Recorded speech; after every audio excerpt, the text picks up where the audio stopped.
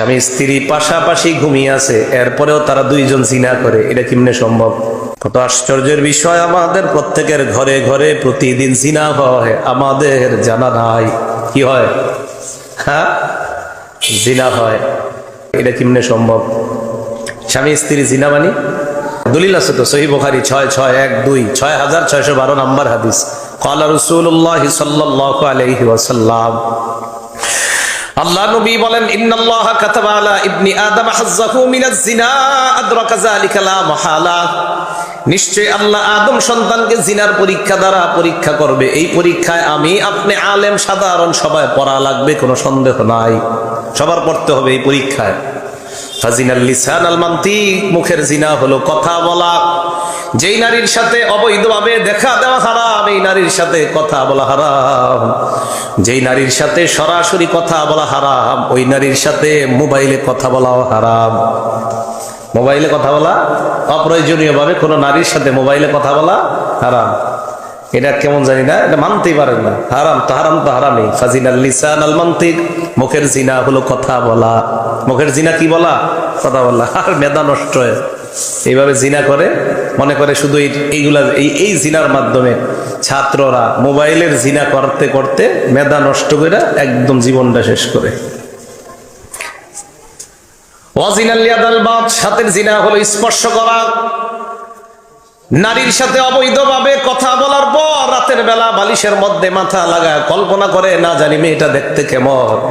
নবীজি বলেন, নাফসু তামান্না ওয়া তাশতাহি, অন্তর কল্পনা করে, এটা হলো অন্তরের জিনা। কিসের জিনা? অন্তরের। তাহলে বলেন, জিনা এটা খারাপ নাকি ভালো? এটা কি কল্যাণ না অকল্যাণ? হ্যাঁ, ওই যে সব নবীর দুই দায়িত্ব, একটা হলো কল্যাণকর বিষয়ে জানায়া দেওয়া, আর একটা হলো অকল্যাণকর বিষয়ে সতর্ক করা।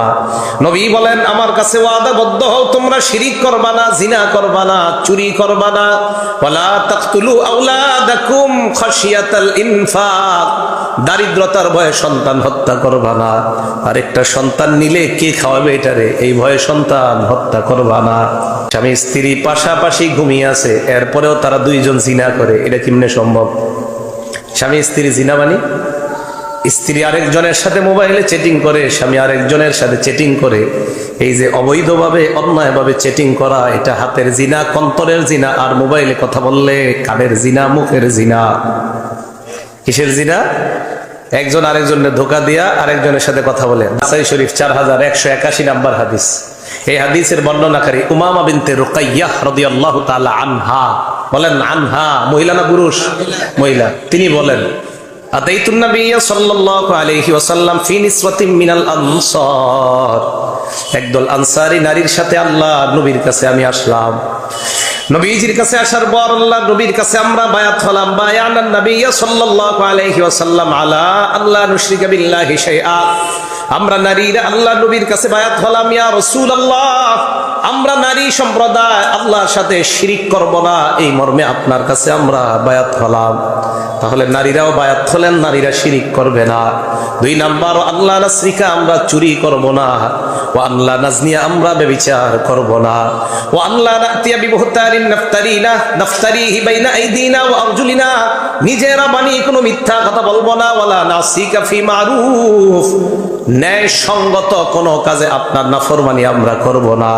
তাহলে আল্লাহ নবী নারীদের থেকে বায়াত নিলেন, হাদিস পাওয়া গেল। কি পাওয়া গেছে? এখন আবার একটা সমস্যা আছে। কি? অনেক পীর সাহেবরা কয় আমাদের খানকার মধ্যে নারী পুরুষ একসাথে আছে। এই আশার দলিল হইল এই যে নবী নারীদেরকে বায়াত নিছে, অতএব আমাদের দরবারে আসলে সমস্যা নাই। কি নাই? কথা পুরাটা শুই নেন। তারপরে আরো কি অনেক পীর সাহেব এমন করে, এই মাথাটা আপনার এদিকে আনেন, নারীদের হাত মাথায় এইভাবে হাত রাখে, আবার মুইসাও দেয় পীর সাহেব। দলিল, নবীজি নারীদের বায়াত নিছে, তাই আমি বায়াত নিতেছি। আসলে বায়াত নিছে নবীজি নারীদের, হাদিস তো শোনাইলাম ঠিক না, কিন্তু হাদিস পুরাটা শেষ হয়নি, আরেকটু বাকি আছে। ওই অংশ বিশ্বাসে হয়তো পড়ে না, অথবা পইরাও হেডা আর পড়ে না। এই হাদিসের মধ্যে নাসাই শরীফের যে হাদিসে নারীরা বললেন আমরা আপনার কাছে বায়াত হলাম, 4181 নম্বর হাদিসে আল্লাহ নবীর সামনে এক নারী দাঁড়ায় বললেন, ইয়া রাসূলুল্লাহ, আল্লাহ নবী কয় কি কোন নারী কোনো কথা বলতে চায় নাকি? কয় হা হালুম্মা নুবাইউকা, হুজুর আপনার হাতটা দেন, আপনার হাতে হাত রাখা বায়াত হই। আল্লাহ নবী কয় ওয়াল্লাহি লা উসাফিহুন নিসা আবাদা, আমি কোন নারীর হাত কখনো স্পর্শ করি না। এই জায়গাটা আর কয় না, তাহলে আগের অংশে যদ্দুর বায়াত আছে এদ্দুর কয়, শেষে যে আছে নারীদেরকে স্পর্শ করা হারাম, এটা আর কয় না। কি সুন্দর চমৎকার ভাবে দলিল দেয়া, সামনে যেটি এরকম করে মানে খুশি হারা দলিল পেয়ে গেছে। অথচ এই হাদিসে আছে নবীজি সাল্লাল্লাহু আলাইহি সাল্লাম বললেন আমি নারীদেরকে কখনো স্পর্শ করি না। শুধু তাই না, এক বর্ণনায় আসছে দেখেন, পর্দার আড়াল দিয়ে এক নারী এইভাবে হাত দিছে, পর্দার আড়াল দিয়ে। নবীজি কয় এটা কার হাত? মানে বুঝতে পারতেছেন নবীজির কি নারী না পুরুষের হাত। তো ভিতর থেকে বলা হলো এটা একজন নারীর হাত। নবীজি বললেন সরাও তারা। তাহলে পর্দার আড়াল থেকেও নারীর হাত এইভাবে বের করে দেওয়া নবী পছন্দ করে নাই, সেখানে স্পর্শ করা তো দূরের কথা। তো নারীরাও রসুলের কাছে বায়াত হলেন আমরা চুরি করব না, ব্যভিচার করব না, জিনা করব না, আমরা আপনার নাফরমানি করব না। তাহলে নারী পুরুষ সবার জন্য কোরআন সুন্নাহ না শুধু পুরুষের জন্য? সবার জন্য। এই জন্যই তো মাদ্রাসার দরকার, কারণ একটা নারীর ছেলে যখন মাদ্রাসায় পড়বে, এই ছেলে একটা ঘরের জন্য আদর্শ শিক্ষক হয়ে যায় কোরআন সুন্নাহ।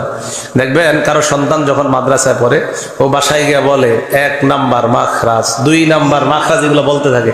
শুনতে শুনতে মা রান্না করে না, এর মাঝেও কিছু একটা এসে যায়, কই এই ছেলে কি জানি পড়ে, এটাই তো। এই জন্য মাদ্রাসার খুব প্রয়োজন। তাহলে আল্লাহর কথায় আসি আবার, মা আতাকুমুর রাসূলু ফাখুযুহ, নবী তোমাদেরকে যা দেয় তা গ্রহণ করো। নবী আমাদেরকে 2টা জিনিস দিলেন আগে আমরা শুনলাম, একটা হলো কোরআন আর একটা হলো সুন্নাহ। আর এই কোরআন সুন্নাহ যেখানে শিক্ষা দেওয়া হয় এটার নাম হলো মাদ্রাসা। তাহলে আবার মন থেকে দিল থেকে বলেন কোরআন সুন্নাহর কেন্দ্র মার্কাজ মাদ্রাসার দরকার আছে না নাই? এলো কোরআন সুন্নাহ মার্কাজ। এবার আসেন 1 নাম্বার গেল কোরআন সুন্নাহ আঁকড়ে ধরা। এটা সারা জীবন আমরা আঁকড়ে ধরার চেষ্টা করবো। লাভ কি? এটা যে আমরা আঁকড়ে ধরবো, আমাদের ফায়দাটা কি, উপকার কি? উপকার হলো মাদ্রাসায় সন্তানরা যখন কোরআন সুন্নাহ শিখবে, সবচেয়ে বড় উপকার হবে তার মধ্যে আল্লাহর ভয় পয়দা হবে। কি পয়দা হবে? আল্লাহর ভয়। আর আল্লাহর ভয় এটা সবচেয়ে জরুরি বিষয়। কারোর মধ্যে যখন আল্লাহর ভয় পয়দা হয় তখন তার দ্বারা আর গুনাহ হয় না। বলেন তার দ্বারা কি হয় না? আর যখন কারো দ্বারা গুনাহ না হবে তখন কি উপকার? সূরা নাজিআতের 40-41 নাম্বার আয়াতে আল্লাহ বলেন, ওয়া আম্মা মান খাফা মাকামা রাব্বিহি ওয়া নাহান নাফসা আনিল হাওয়া, যে ব্যক্তি তার রবের সামনে দাঁড়ানোর ভয় করে, ওয়া নাহান নাফসা আনিল হাওয়া, কুপ্রবৃত্তি থেকে নিজেকে দূরে রাখে, ফাইন্নাল জান্নাতা হিয়াল মাওয়া, জান্নাত হলো তার একমাত্র ঠিকানা। তাহলে রবের সামনে দাঁড়ানোর ভয় করে, কুপ্রবৃত্তি থেকে নিজেকে বিরত রাখে, ওই ব্যক্তির ঠিকানা হলো জান্নাত। বলেন তার ঠিকানা কি? কেমন জান্নাত জানেননি? দেখেন, শোনেন, মন দিয়ে শোনেন। বুখারী শরীফ 3257 নাম্বার হাদিস, ক্বালা রাসূলুল্লাহ সাল্লাল্লাহু আলাইহি ওয়াসাল্লাম, আল্লাহ নবী বলেন, ফিল জান্নাতি সামানিয়াতু আবওয়াব, জান্নাতের দরজা হলো 8টা। বলেন জান্নাতের দরজা কয়টা? 8টা। ফিহা বাবুন ইউসাম্মার রায়্যান, একটা দরজার নাম হলো রায়্যান, লা ইয়াদখুলুহু ইল্লা সাইম। এটা দিয়ে নামাজ হবে, এটা রাখেন। মিনহা বাবুন, তার মধ্যে একটা দরজার নাম হলো রায়্যান, লা ইয়াদখুলুহু ইল্লা সাইমুন। এই রায়্যান দরজা দিয়ে যারা রোজাদার তারাই প্রবেশ করবে, এই রায়্যান দরজা দিয়ে।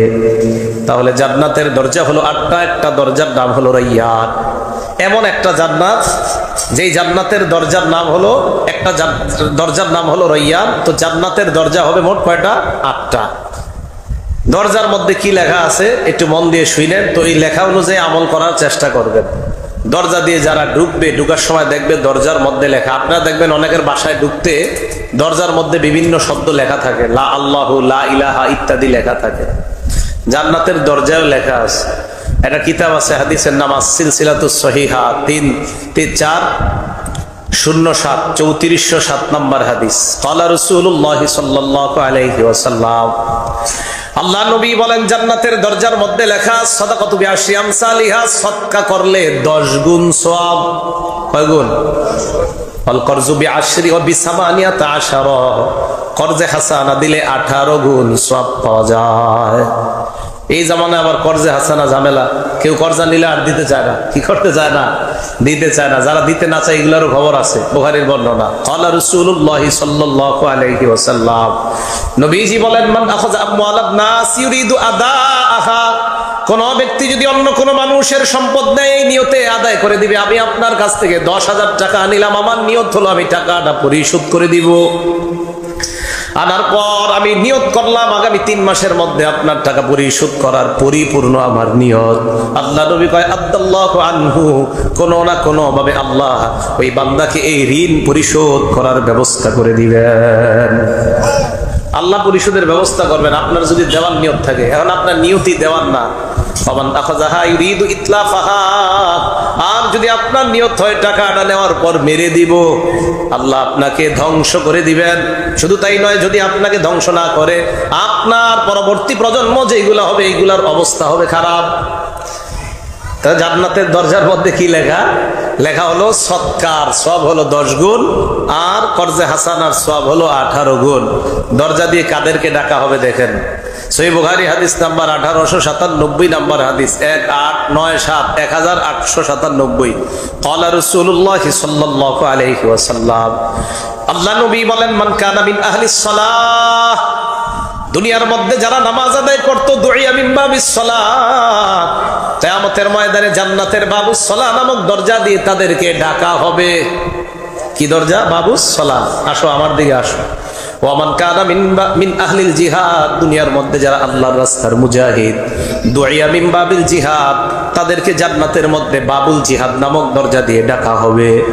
ওয়ামান কানা মিন আহলিস সিয়াম, দুনিয়ার মধ্যে যারা রোজা রাখছে, দুইয়া মিন বাবির রায়্যান, কিয়ামতের ময়দানে বাবুর রায়্যান নামক একটা দরজা আছে, এই দরজা দিয়ে ডাকা হবে। ওয়ামান কানা মিন আহলিস সাদাকা, দুনিয়ার মধ্যে যারা দান সদকা করত, দুইয়া মিন বাবিস সাদাকা, কিয়ামতের ময়দানে তাদেরকে ওই বাবুস সদকা নামক দরজা দিয়ে ডাকা হবে।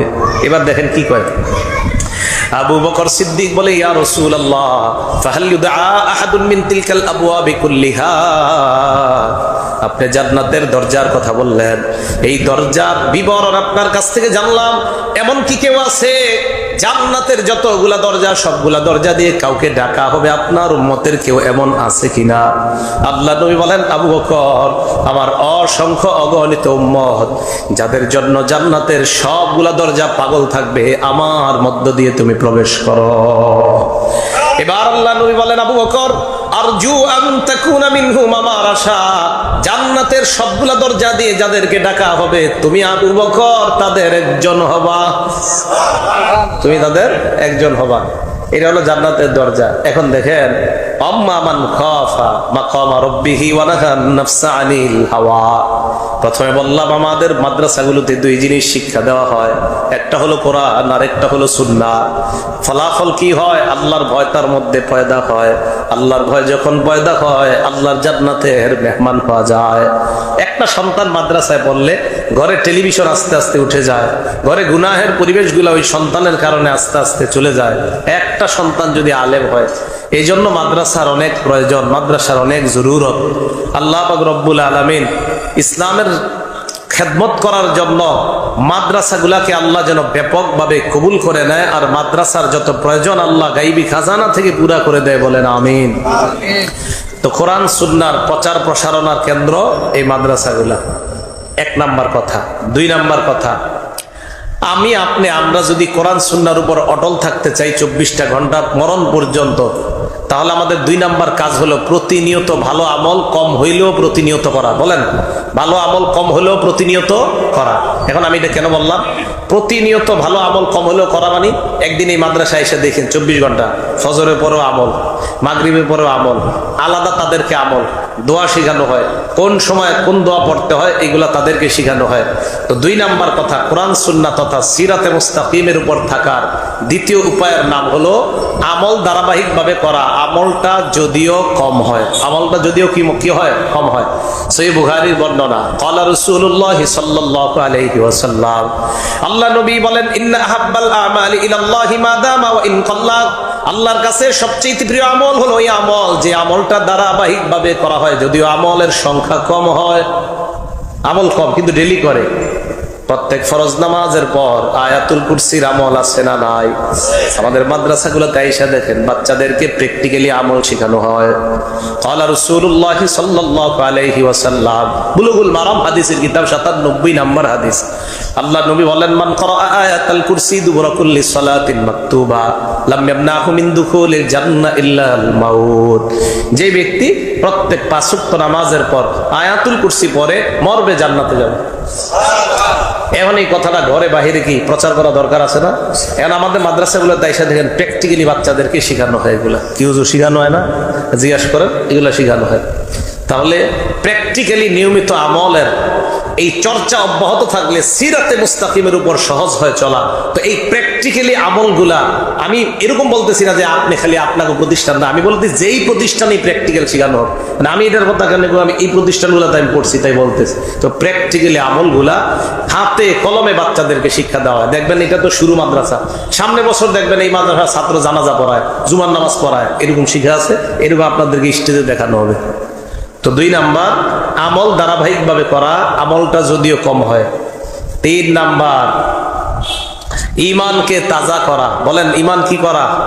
সবাই বলেন ঈমান কি করা? তাজা করা। ঈমান তাজা হয় লা ইলাহা ইল্লাল্লাহর মাধ্যমে। বলেন তো কিসের মাধ্যমে? তথা জিকিরের মাধ্যমে ঈমান তাজা হয়। মাদ্রাসায় 24 ঘন্টা একটা ছাত্র থাকা মানে 24টা ঘন্টাই সে জিকিরের মধ্যে থাকা। কোরআন হাদিস, ক্বাল আল্লাহ ক্বাল রাসূলুল্লাহ, হযরত মুহাম্মদ সাল্লাল্লাহু, দেখবেন এমনি কয়, এক নাম্বার হাদিস শরীফ, 2 নাম্বার হাদিস শরীফ। ক্বাল আল্লাহ বলা এটা জিকির, সাল্লাল্লাহ বলা এটা জিকির, আউযুবিল্লাহ পড়া এটাও জিকির, আলহামদুলিল্লাহ পড়া এটাও জিকির, নফল নামাজ পড়া এটাও জিকির, নামাজ পড়া এটাও জিকির। 24 ঘন্টা বাচ্চাগুলোকে জিকির আজগারে থাকা, এই শিক্ষা দেওয়া হয় মাদ্রাসায়। 3 নাম্বার, রাসূল আকরাম সাল্লাল্লাহু আলাইহি সাল্লাম বলেন, জাদ্দিদু ঈমানাকুম, তোমরা তোমাদের ঈমান তাজা করো। সাহাবারা প্রশ্ন করলেন, কাইফা নুজাদ্দিদু ঈমানানা ইয়া রাসূলুল্লাহ, হুজুর ঈমান তাজা করব কিভাবে, আমাদেরকে জানায় দেন। নবীজি বললেন, জাদ্দিদু ঈমানাকুম বিকাউলি লা ইলাহা ইল্লাল্লাহ, লা ইলাহা ইল্লাল্লাহর মাধ্যমে তোমরা ঈমান তাজা করো। লা ইলাহা ইল্লাল্লাহ, আমার দিকে তাকান, দেখেন তো এদিকে তাকান, মুখের দিকে। লা ইলাহা ইল্লাল্লাহ, ঠোঁট লাগছে নি আমার? বুঝা দীক্ষা কর আবার, লা ইলাহা ইল্লাল্লাহ, ঠোঁট লাগছে? এবার আস্তে কই, কিছু বুঝছেন? বুঝেন না, কিন্তু লা ইলাহা ইল্লাল্লাহ পড়ছি। তার মানে লা ইলাহা ইল্লাল্লাহ এমন একটা আমল, যে আমলটা যদি আস্তে আস্তে করেন সামনের লোক বুঝতেও পারবে না। এটা 1 নাম্বার পিওর রিয়া মুক্ত, মানুষকে দেখানো মুক্ত আমলের নাম হলো লা ইলাহা ইল্লাল্লাহ। দেখছেন নি? 10 জনে আড্ডাবাজি করতেছে, আমি আপনাদের মাঝে আছি মনে হয় এইভাবে হা করে রয়েছি, আসলে হা করে রয়েছি না, লা ইলাহা ইল্লাল্লাহ চলতেছে। তো লা ইলাহা ইল্লাল্লাহ যদি আপনি পড়েন কোন মজলিসে, একজন জানতেও পারবে না পড়তেছেন যে, তো ওই মজলিসে 10 জন শয়তানি করে আর আপনি লা ইলাহা চলতেছে, আল্লাহর সাথে আপনার নিবিড় গভীর সম্পর্ক তৈরি হইতেছে। তাহলে বলেন জিকিরের প্র্যাকটিক্যাল শিক্ষা কোথায় দেওয়া হয়? মাদ্রাসায়। 3 নাম্বার। 4 নাম্বার, আল্লাহ ওয়ালাদের কাছে যাওয়া। এটা তো আগে বলছি, আল্লাহ ওয়ালা কিভাবে হওয়া যায়। নবী 4 কাজ নিয়ে দুনিয়াতে আসছে। রব্বানা ওয়াবআস ফীহিম রাসূলাম মিনহুম ইয়াতলু আলাইহিম আয়াতিক ওয়া ইউআল্লিমুহুমুল কিতাবা ওয়াল হিকমাতা ওয়া ইয়াযাক্কিহিম। ইব্রাহিম নবী কাবা বানাইলেন, বানানোর পর আল্লাহর কাছে দোয়া করলেন, আল্লাহ বাইতুল্লাহ বানাইলাম আমি, খলিলুল্লাহ, তোমার ঘর বাইতুল্লাহ বানাইলাম, এই ঘরের একজন শিক্ষক দরকার, তিনি হবেন রাসূলুল্লাহ। শিক্ষকের একদল ছাত্র দরকার, তারা হবে রিজালুল্লাহ। হ্যাঁ, তারা হবে রিজালুল্লাহ। বাইতুল্লাহ বানাইলাম, বাইতুল্লাহর শিক্ষক দরকার, তিনি হবেন রাসূলুল্লাহ। একদল ছাত্র দরকার, তারা হবে রিজালুল্লাহ। আল্লাহর কাছে দোয়া করলেন, আল্লাহ তাদের মাঝে এমন একজন রাসূল পাঠায় দাও।